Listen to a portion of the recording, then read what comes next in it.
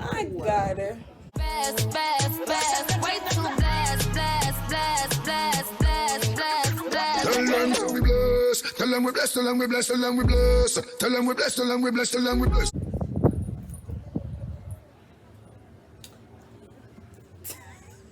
That is While a I wait, good This is while I wait on Latanya to get ready. Wagwan people, you don't know say is your girl Latanya, and I am back with another video.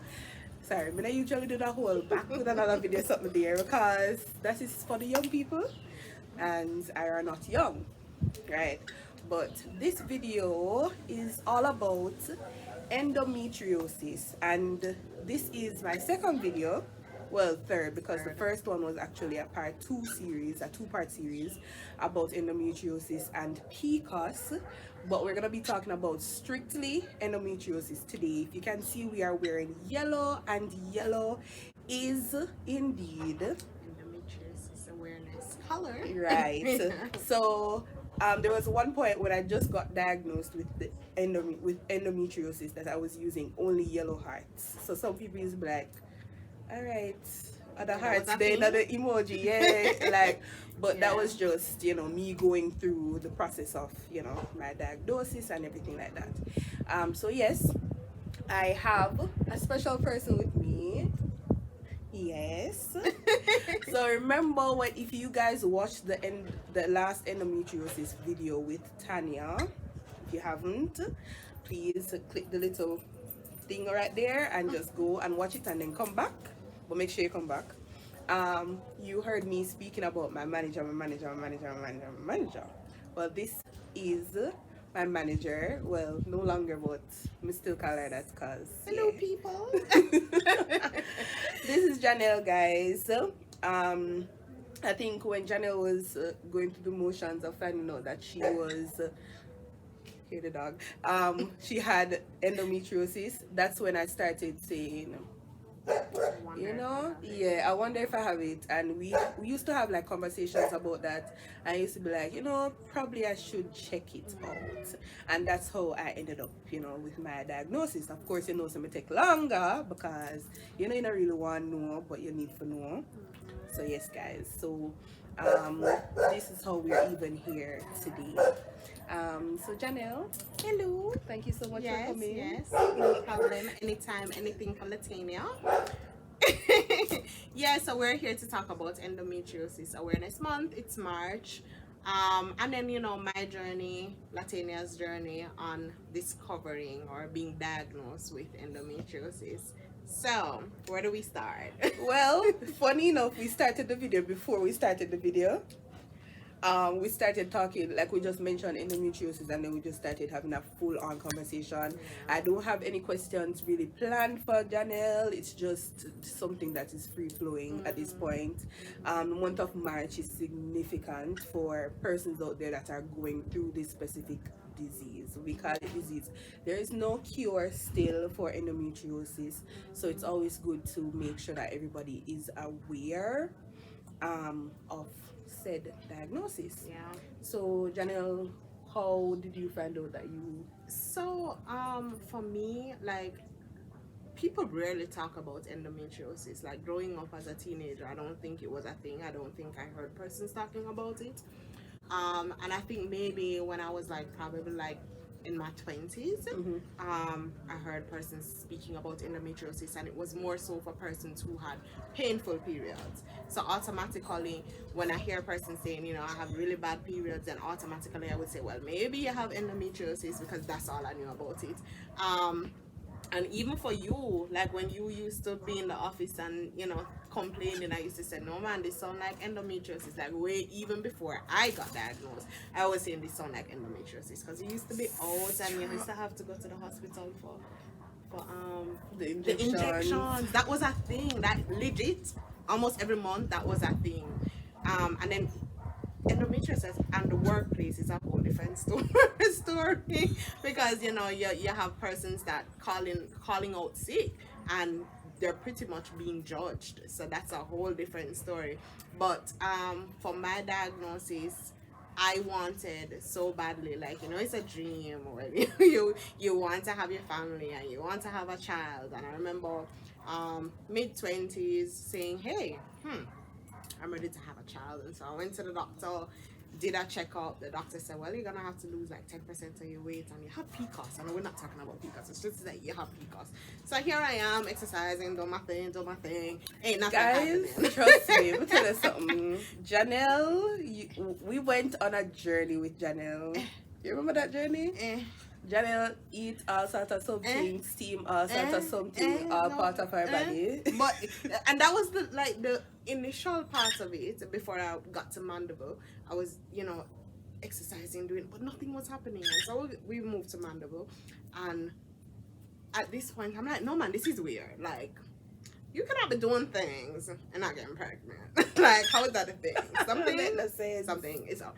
So I went to, I think at this time now I was saying, okay, then it may be an issue. So I went to the best of the best at the time, or who recommended the best of the best. And when I went, he said, by the looks of it, you have endometriosis. By the signs, by what you're describing, you have endometriosis. And I'm like, what is he talking about? And I did my research. I remember coming out of the office and I went into my car. It was in Crossroads. I went into my car and I cried.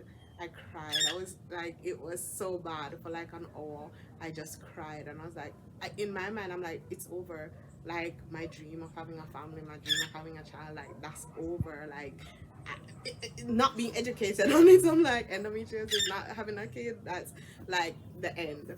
And so I went back to Mandible, and I think it was you and some other persons that had recommended the best in Mandible, and I went to him, going to him for like from January to July. And I can respect him, that doctor, because the first time he also said to me, yeah, you look like, based on the signs and stuff. Went and did some dye tests. I don't remember the name of the test right now, and it showed that my fallopian tubes, one of them was like completely damaged and had a lot of scarring on it. And I was like, oh my gosh, so one of my fallopian tubes are done, like it's just not gonna work out for me. But I love that he had the conversation to say, hey, this is out of my hand now. I know I need to recommend you to a fertility specialist. We don't always have doctors or gynecologists like that in Jamaica. They would rather take your money and tell you every month forward.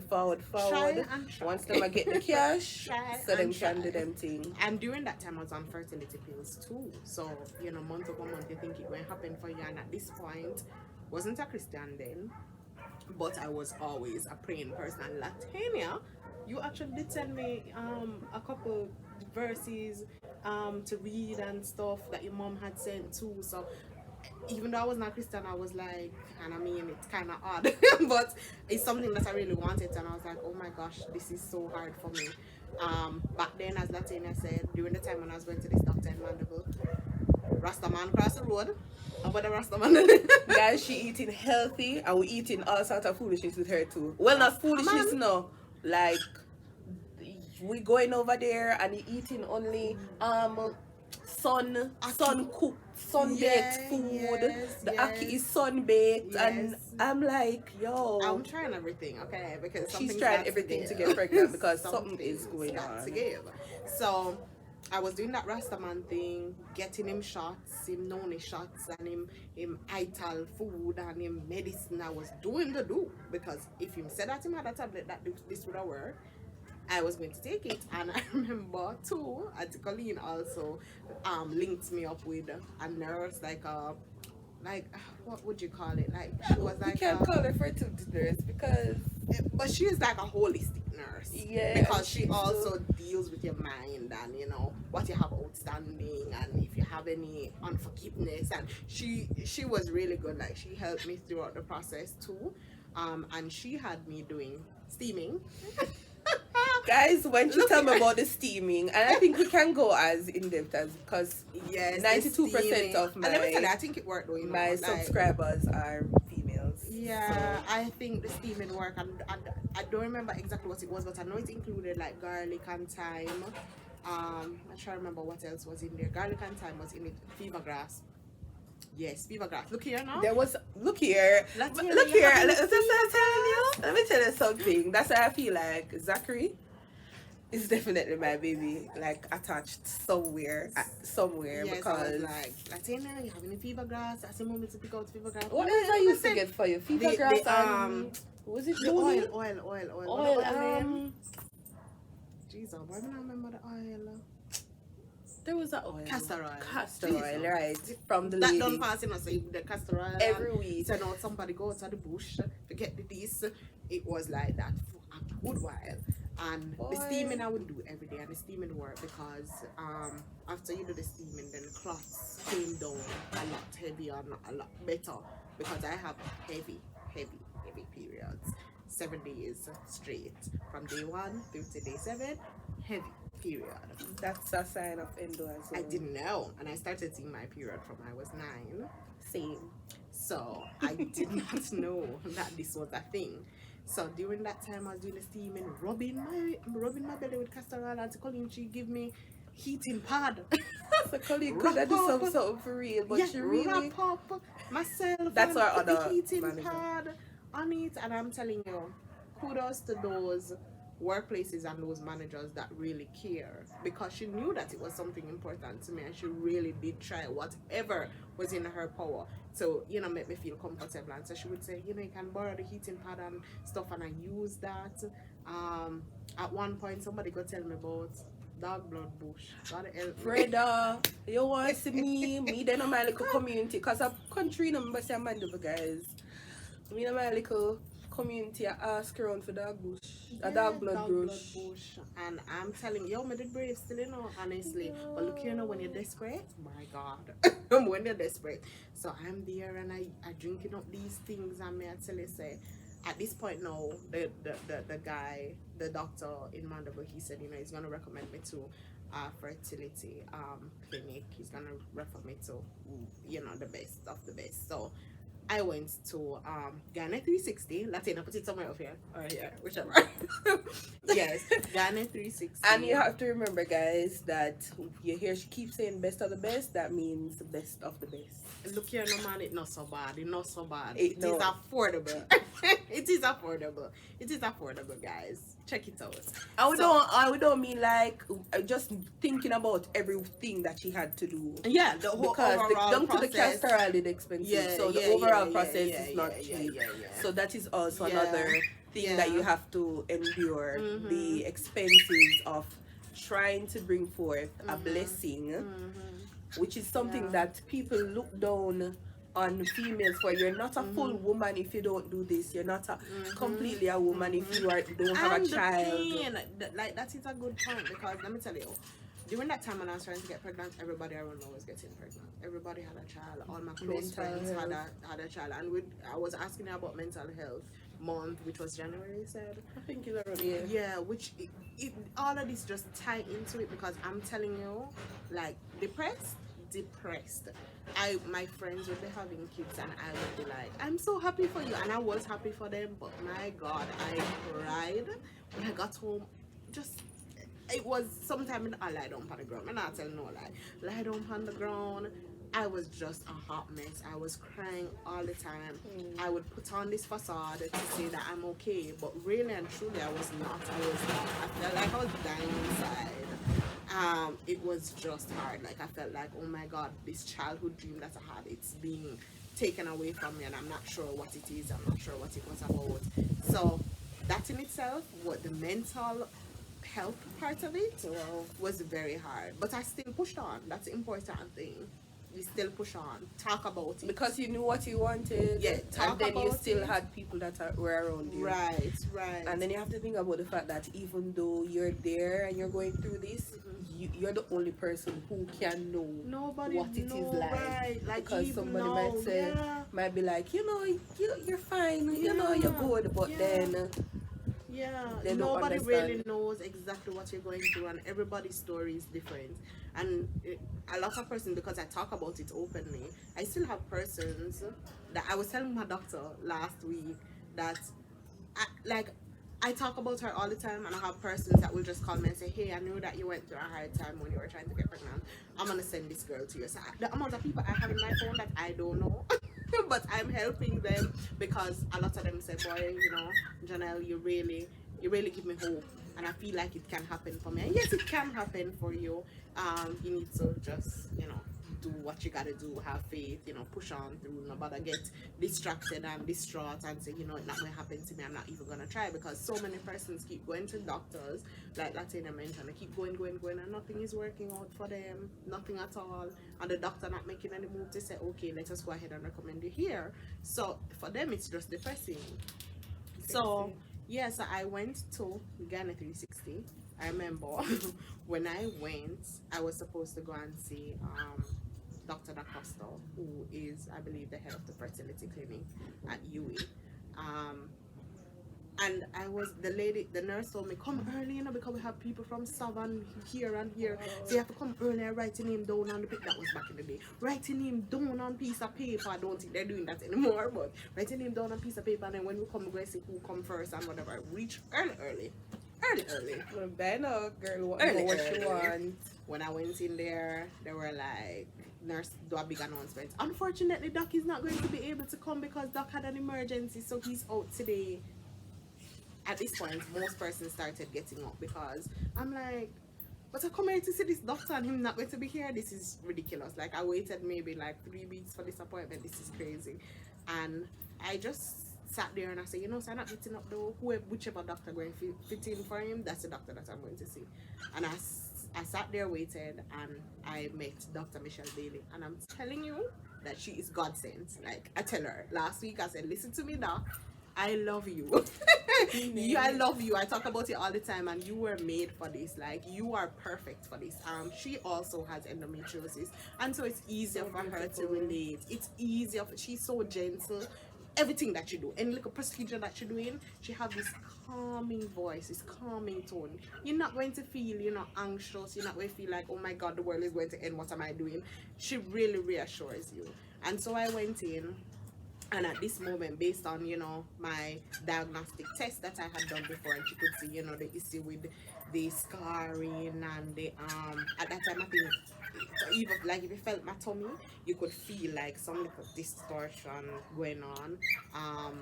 So it was weird, and the inside, I think, I don't remember if it's the uterus kind of pushed back or something. So in my mind, remember that I said that I thought endometriosis was just painful period. I don't have painful period. I forgot to mention that. I don't. She doesn't. I'm living a lie. It's heavy, but it's not painful. Yes, it's not painful. Honestly, since the diagnosis, I've had, like, she said, I guess it would get worse as years go by, and from time to time, rarely, I might have pain, and it's more so in the back. But apart from that, growing up, I didn't have painful periods. What I do have is the heavy period, the long length of the period, and can you believe it? Don't judge me. This is what the mandible doctor had told me, and I was thinking that this man is crazy because I thought this was normal. Painful, right? He's talking about this. I didn't know that was a thing. Yeah, it is a thing. So maybe I thought it was normal. So yes. I think we spoke about the fact that you thought it was normal, Yes, and I was looking at you like, yeah. no, Jhanelle, this is not normal. You're not supposed to be was. feeling pain So like that. yeah, so that was a thing. But you know, she, at the time, it was bad. Of course, you know, you have to do a surgery to really Get your full diagnosis. fully diagnose endometriosis. You need to do a surgery. I don't remember what that is. Something like a laparoscopic, but I don't know what is that. Yeah, but if you call GYNAE 360, them can tell you. Them will tell you. We'll put it on. Them will tell you what it is. But I didn't do that, but based on the scarring and stuff, they said that it looked like it was maybe stage 4 thereabouts, which is pretty bad. Yeah, I think it's 5 stages. Because me reached a stage 4 and me got through the struggle. Yeah, you have really bad period. Yeah, I don't have that, thankfully. But as I said, the fallopian tube was scarred. So at this point, doing it on fertility drugs, and still nothing is happening for me. So at this time, it's IUI or IVF. IUI, of course, I'm gonna try the cheaper one first, and I remember going in there, and the I think the lady was like, oh my gosh, when I went back to do the checkup on the eggs and stuff, because they give you a fertility injection and they check the eggs and stuff to see if they're mature, and then the nurse was like, oh my gosh, you know, one of the egg is on the side of the fallopian tube that's not working.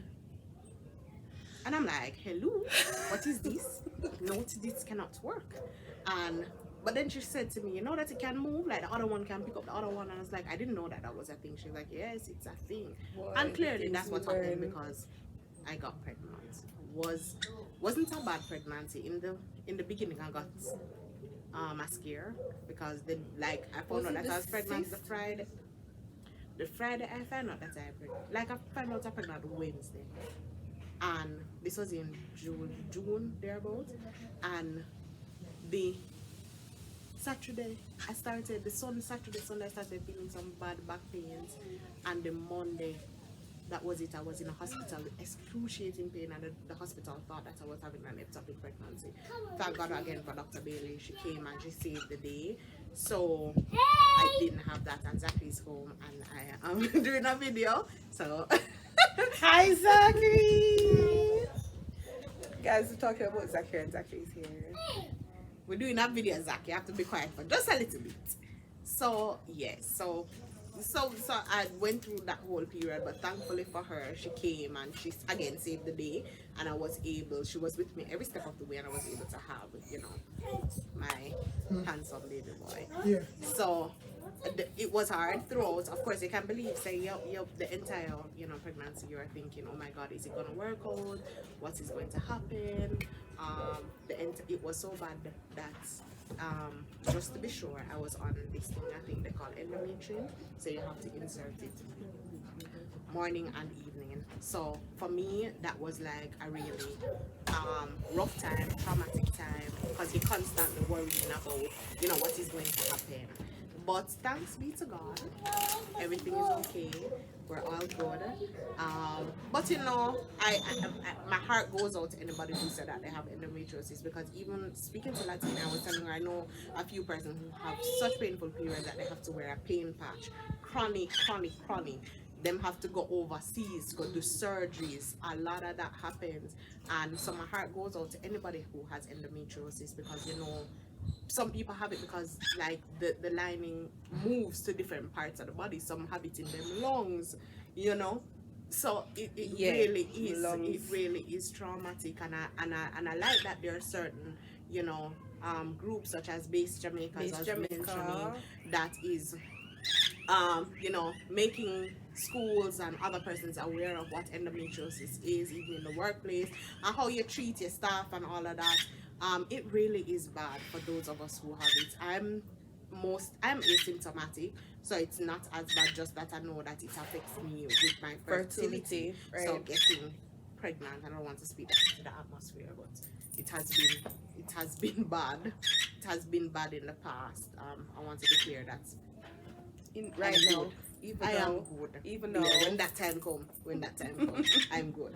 But yeah, so pretty much sums up your experience. Yeah, my experience. How you got diagnosed. We spoke about a lot of things, guys, and a lot of different gems. Jhanelle can tell you that days upon days, it's always good to have managers, or I know some women will be like, I don't want to tell my manager that this is what I'm going through, but if every month you're going to be, you know, in pain, you can do your daily job activities that you're good at, things that you know how to do, things that you do well, then it's gonna look away. So it's always best for you to, you know, have a conversation with your manager. This is what I have, this is what I experience on a monthly basis. It's not that I want to not be at work, but this is what's happening. About it. That's why so many persons don't know about it, because, you know, I find that Jamaicans are so secretive. Like, ladies are so secretive. Like, speak about it. Tell us about your experience, so we can know exactly what you're going through. And endometriosis is also hereditary. So when I started speaking about it, then, you know, my other aunts and stuff were like, oh yeah, you know, we had to do this one time because it was so bad and we had difficulty getting pregnancy. getting pregnant. Jesus, getting pregnant. So we know that it's something that impacted them back in the day, but then medicine wasn't as, you know, as it is right now. It wasn't so advanced. So that's the reason why they were not diagnosed. So now that it's a thing and we're looking at the different symptoms, we realize now that a lot of these symptoms they actually had back in the day and still have. Some of them so bad that they had to, you know, remove their The entire entire uterus, not uterus. knowing Yeah, that I there have, is. right. So that's it. Yeah, so what would you say to someone who is currently out there that is watching this, that's currently experiencing issues when it comes on to their fertility? What's one thing you would tell them right now? There are so many, as I've mentioned, there are so many doctors out there that care, that also have endometriosis. There's the fertility clinic. There is doctors, if not GYNAE 360, there are other doctors that's available to you. If you feel like it's really bad, where it's impacting your mental health, don't be afraid to talk about it. Don't be afraid to seek help. Don't be afraid to talk to your friends and your family members about it, because you really need a support system when you're going through something like this, whether it impacts fertility or, you know, it's painful period, so you can't really, you know, continue with your day-to-day activities. So it's sorry, it feels like the end of the world. I'm not gonna say that it's not the end of the world, because for Come so over much here. of us that's going through it, it's really hard. So I would say, get seek help, talk about it, bring awareness to endometriosis. So many persons know PCOS more than they know endo. Yeah. Yeah, but yes, guys. So this is basically all we want to talk about. You know, bringing awareness. We're in yellow. You know, Endo month, Endo warriors, and um, speak about it. Talk to your friends and your family. Tell them that they need to they need to check it out. They need to see what's happening with themselves. At the end of It's the not day, normal to be in pain when you have your period. It's not normal to have fertility issues. It's not normal. it is not normal. So thank you so much, guys, for watching. Of course, we are over 540 subscribers, so we need to get to 1,000. You'll get there. All right. Don't worry. But of course, guys, if you want to get more content like this, information about mental health, of course, I'm gonna put the information about her doctor below, so that you can check it out and be informed about ways that you can help, if not you, your friends and your family, you know, achieve, you know, or get that blessing. Yeah. Indeed. Careful. So thank you so much for watching. Subscribe, of course, like, share with someone that you know think would be interested in this content. And of course, I'm gonna leave by saying, walk good, love God, and blessings. Blessings.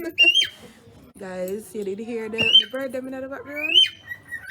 Birdie and Tweety. Birdie and Tweety. Good, good. Why?